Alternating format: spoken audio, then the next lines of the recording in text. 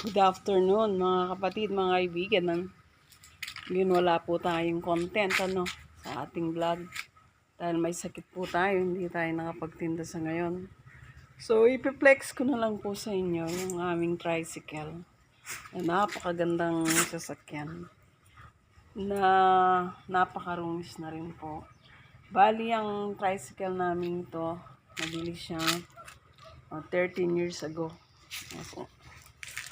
Yan. Nililinisan naman siya paminsan-minsan pero madalas hindi. Kaya ngayon, siya yung gagawin nating project. Yung itong sidecar niya. Nabili namin second hand. Bali, kung di ako nagkakamali, 3.5 or 5K. Yan. Ngayon wala na siyang windshield. Wala na, kaya ang tawag ng asawa ko dyan,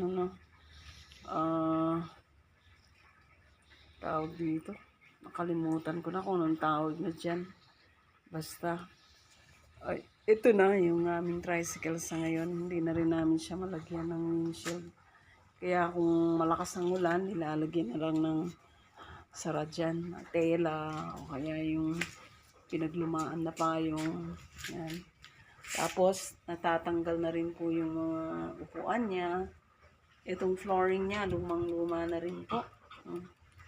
Kaya kung sino man sa inyong may extra dyan na tricycle, pwede nyo rin pong pahiram. Kung wala naman, okay lang. Basta ipiplex ko lang po. Tapos yung niya,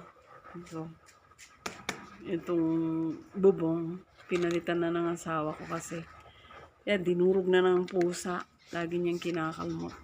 So, nilagyan ng panibago ng asawa ko. Kinalmot-kalmot pa rin. Mga kapatid, mga kaibigan. Ayan, Yan. So, ngayon, ang project natin, lilinisin natin siya. Mamaya ipapakita ko sa inyo after na nalinis. Part 2 na.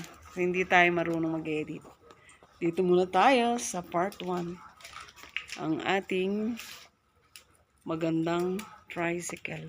Mamaya pakita ko yung part 2. Thank you for watching.